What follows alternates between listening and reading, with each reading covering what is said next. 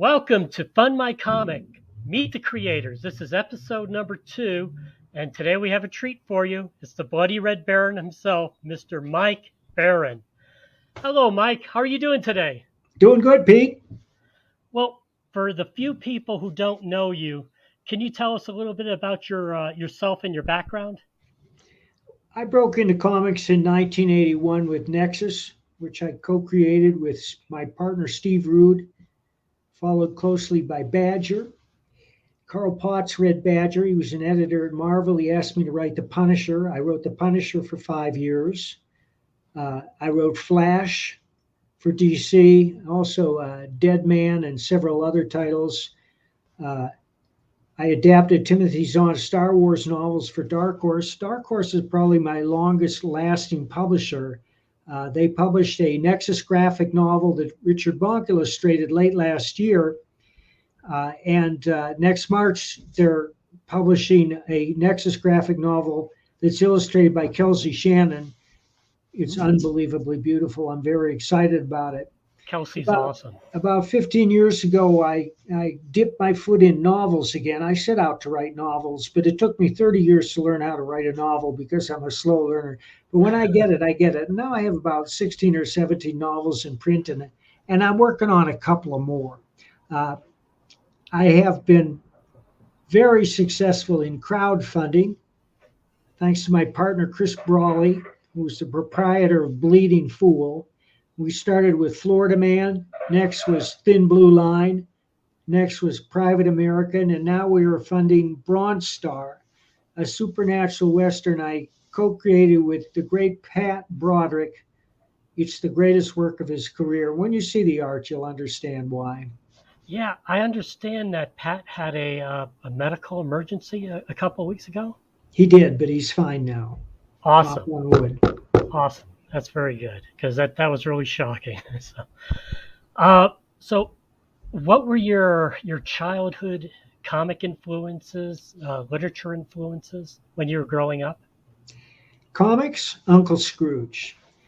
And I would encourage anyone who wants to understand comics to read Carl Barks. His Donald Duck and Uncle Scrooge comics are nearly perfect.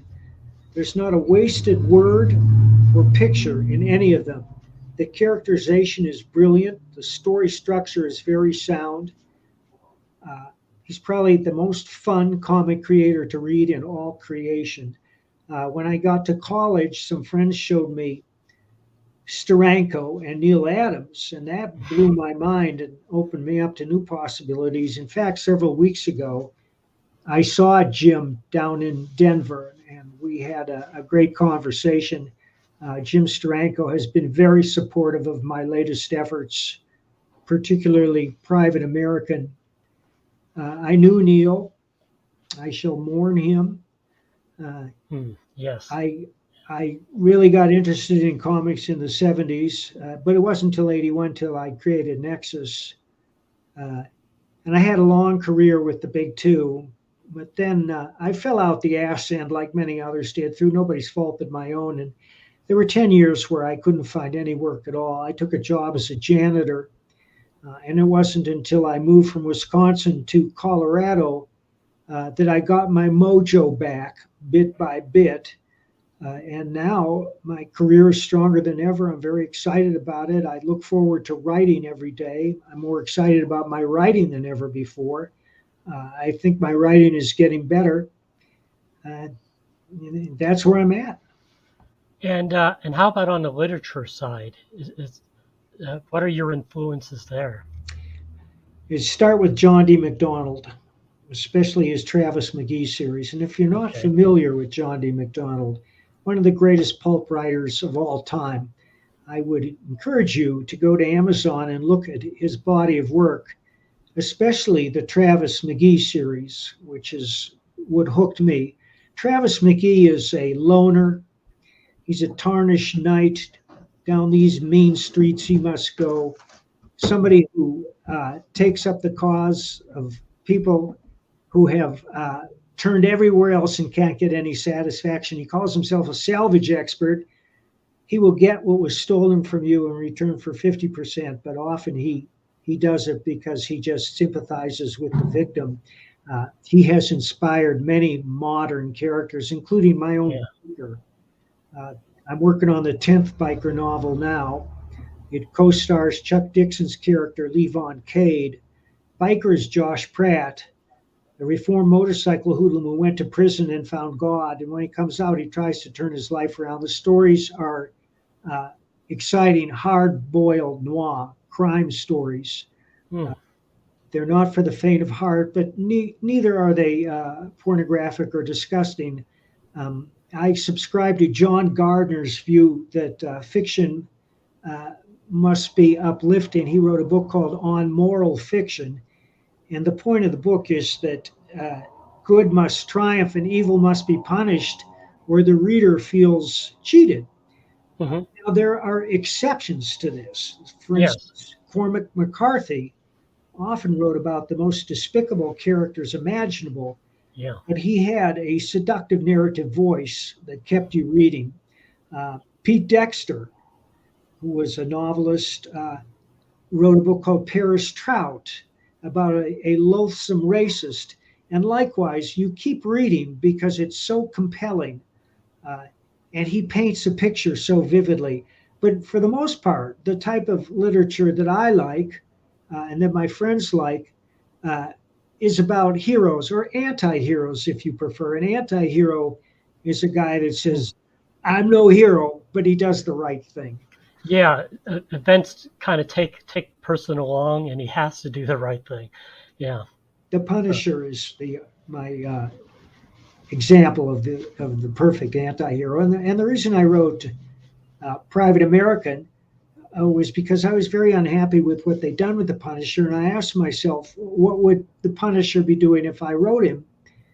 And it seemed obvious to me that he'd be on the southern border, intercepting human traffickers, drug smugglers, and terrorists who are just pouring across the unprotected southern border and being flown all over the country in the dead of night without the public being notified. 20 or even 10 years ago, this would not have been a controversial subject. It should not be a controversial subject. Of course not. Of course no not. organism, neither a single cell nor a nation, can survive without controlling its borders. But the people who have seized control of this government don't care about sovereign rights. They don't care about human rights. They care about their own power and enriching themselves. And they have made a calculated risk that they can replace people who won't vote for them with illegals who will. And the fact that they're illegal has certainly not stopped them from voting or from the voting apparatus from counting their votes. But I don't want to get bogged down in that. When I write a story, entertainment is my number one goal, and I never lose sight of that fact. Private American will grab you by the throat on the first page. You're going to love it.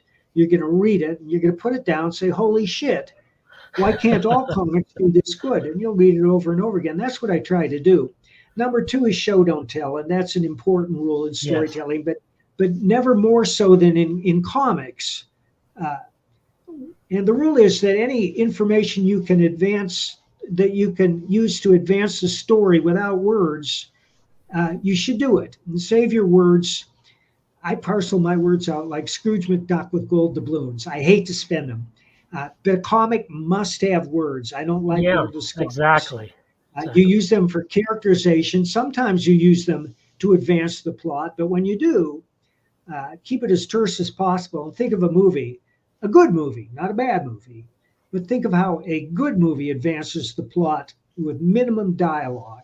I often think of the beginning to Better Call Saul, which often began with a wordless sequence that lasted for 5 minutes as the camera followed a character, Mike Ehrmantraut, for example, as he sneaks into a factory and steals somebody's ID and then walks in the front door posing as that person. And when that's over, you say, oh, I get it. And then the story continues. Yeah, exactly. And that seems to be lost on so many of the comic makers today. I sent you a link last week where a famous Marvel comic writer, they had a page and it was filled with like a Z of dialogue. And it's like, I posted that on Twitter. That Uh, is so ridiculous, you know? That's Action Comic is not a novel, you know? well, the thing about words in comics is if you open the book and you look at a page that has 500 words in 10 different caption balloons, uh, you lose interest right away because it seems like work. Mhm. We want the comic to flow naturally Yeah. and not be overly verbose. When I see a page like that, I think of a Soviet housing block. You look at it and you think, oh man, I'm not going in there. I'd hate to live there because it just seems like work. You Yeah. have to be able to advance the story visually and shell your words out sparingly. Because when you get them together and you create a memorable phrase, it will live forever, such as "It's clobbering time" Yeah. or Eh, We're, "Face it, Tiger, you just won the jackpot." we're And they print it yeah. over and over again, but that doesn't vitiate its power. Instead of all that garbage, you're not going to remember any of it, and you're more likely going to want to just flip the page to get away from that. Right. It's bad editing. You know, the editors aren't putting their feet down. It's just sad. I have people quoting comics I wrote 30 years later. Yeah, yeah. Now that's being effective, and that's doing your job as a comic writer. So let me go ahead and open up. Let's see here. Share the Bronze screen. Star. No, I'm gonna get Bronze Star up, and we'll share that. Let's see. All right. Well, this Oops. came about because I said, Patrick, what There do we you go. like to Sorry about draw? that. And he said, I would like to draw a supernatural Western. And it looks very effective from what I've been looking at when I scroll down on this. It's very interesting. Let's start out with the video. We'll go ahead and play that here Yeah. for everybody. Very well done. I noticed you always use The this Civil gentleman. War was America's bloodiest conflict. Over 500,000 died to preserve national unity. When the war ended, Confederates like Harley Brogdon headed west, shooting game for the Army and gambling. When a card game turns deadly, Harley shoots in self-defense, killing the card sharp who threw down first. Wilfred Knorr, the card sharp's wealthy father, will stop at nothing to see Harley hang. Harley flees to Cobb's Gap, an old silver mining town at the foot of the Rockies. A remarkably peaceful town, especially after dark. But the sheriff harbors a dark secret, and no one dares go into the mines anymore. Cobb's Gap is full of secrets. People speak in hushed tones of something in the mine. Something worse than their cursed sheriff. Something even the Indians fear. Tired of running, Harley falls in love with a local widow with secrets of her own. But when Knorr's posse arrives seeking vengeance, the stage is set for a showdown with unimaginable horrors from the deepest pits of hell, and every secret will be exposed. Eisner winner Mike Barron and acclaimed illustrator Pat Broderick present one of the weirdest westerns that Comic Dom has ever seen. Bronze Star, a thrilling tale of love, revenge, and supernatural terror from the minds of two legendary creators. It's not the monster you're looking for. Order your copy at bronzestarcomic.com. Oh! That was excellent. That really was. Chris Brawley put that together. Uh, it, what's the name of the gentleman who always does your voiceovers there? Sam Elliott. Oh, that's Sam Elliott. No, but Oh it sure wow, sounds like him, doesn't I it? know. Okay, you got me. No, I But don't know. I don't know his name. Chris does. that that voice is like No. it's awesome. So let's look through some of this. Let me get back here on the campaign. Yeah, the artwork is just top notch. And Pat doesn't just draw the characters up front. He draws everything all the way into the horizon. Very good. And we scroll down here. And let's see. Here's the card game. Yeah, plenty of emotion being shown again. There's enough Yeah, detail in that one picture. There's more detail in that one picture than many comics have in the whole comic. yeah, like up here, there's a knife in the head of what looks like a wolf, maybe. Yeah, they're all wolf heads, aren't they, on the very top? Yep. Yeah, let's see. All right.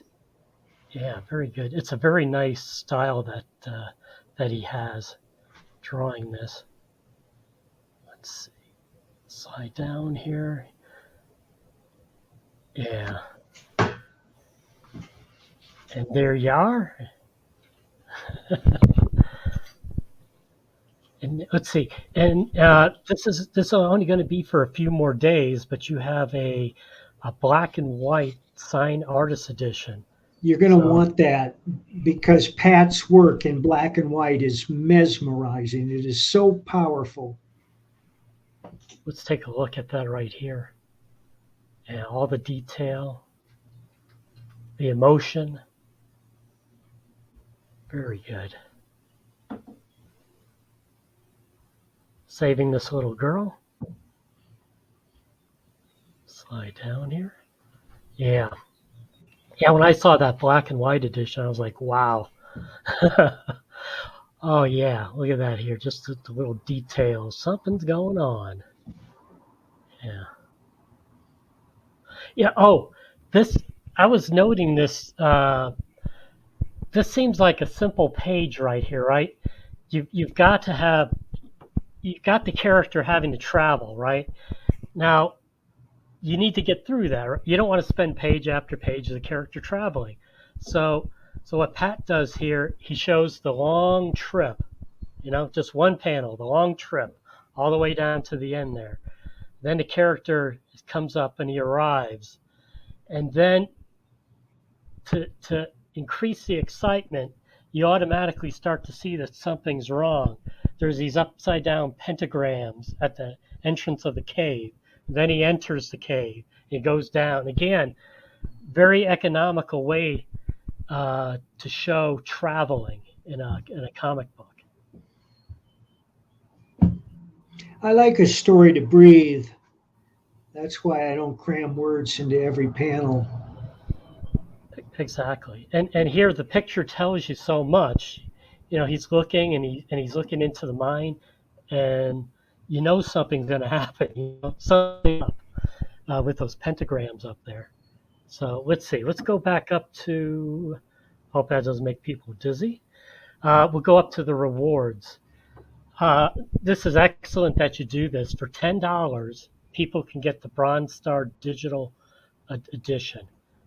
That's very nice to have. And for $25, go ahead, Mike. It's almost 60 pages of story. What 50, I think. What a good deal it is, and DRM free. That's just excellent. I know nowadays collecting doesn't make as much sense to me as it used to because I just don't have room anymore. So it's nice to be able to go digital when you can. So for $25 plus shipping, you have the Bronze Star print edition in the classic cover A. And then also for $25, we have a cover B. And finally, we have we have a $50 plus shipping. We have an autograph bundle cover of A, which includes cover A, autograph, and digital also. Excellent. And then also for $50, we have the cover B. Which includes the cover B, autograph, and digital. And then we have, for $75 in shipping, the Bronze Star signed HC Artist Edition. This is a large size edition, isn't it? Yes, it is. I'll show you what it looks like. This is the one we did for Thin Blue Line. Okay. All right. That's nice. That is excellent. And we only have a few more days to go on this.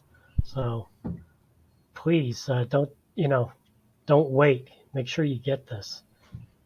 And last, let's see, is that last? No, we have two more.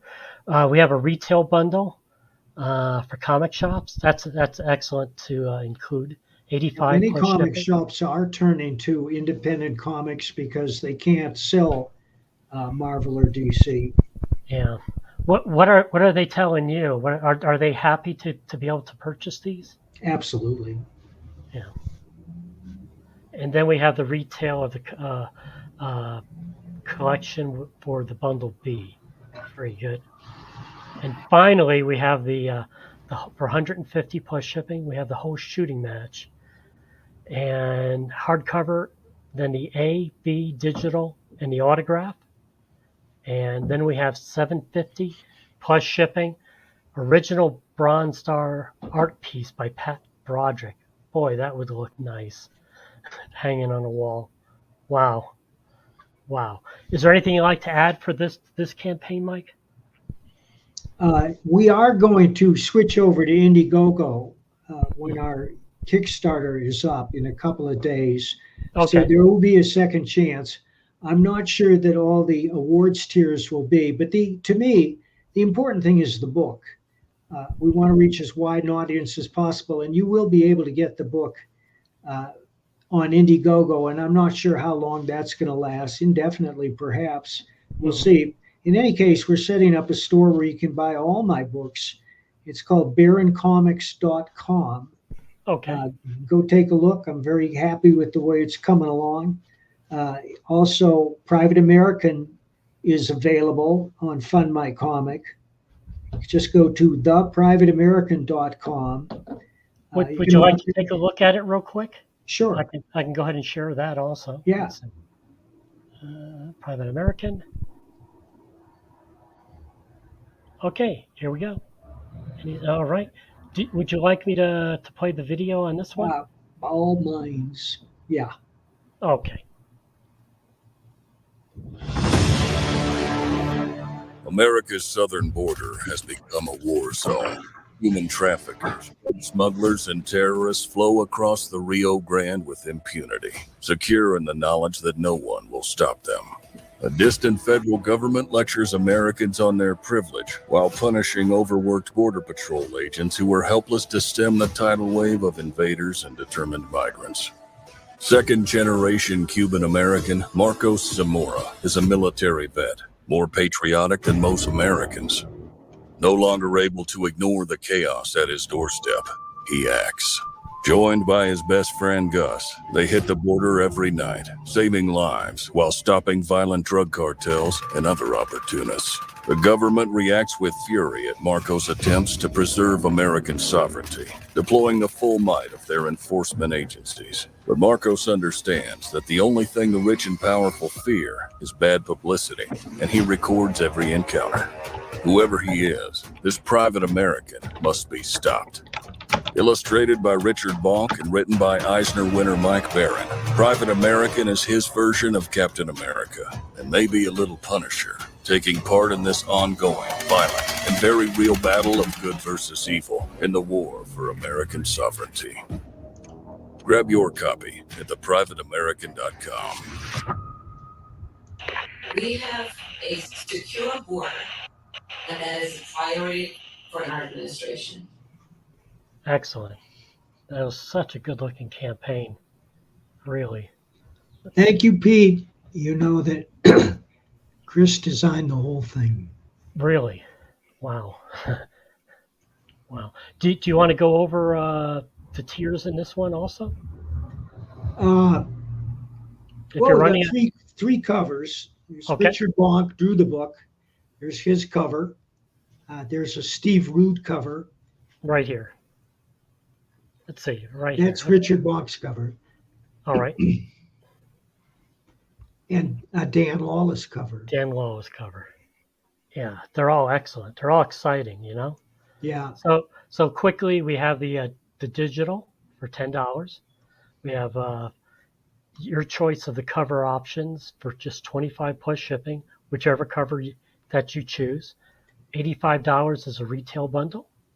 $100 is all three covers, the digital and autographs from the creative team. And $800 for Dan Lawless original cover art. Very good. Is there anything you'd like to add for that, Mike? No, except that if you get the book, you're going to love it. I can say that with confidence about everything I've put out in the last couple of years. I don't let anything out of the house unless it's a home run. Yeah, yeah.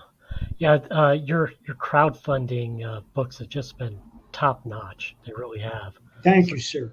So, um, lastly, go ahead and mention again your new site. BaronComics.com. You can go there and sign up for our newsletter. And I'm also on Substack as Mike Barron. I write about a lot of things there, funny stuff, serious stuff. I just posted an article about writing, a few things I've learned over the years. And I think that people who want to write would enjoy it. Excellent. Well, Mike, thank you so much for spending this time. It's been a pleasure to get to talk to you. Thank you so Thank you, much. Pete. Take care. All right.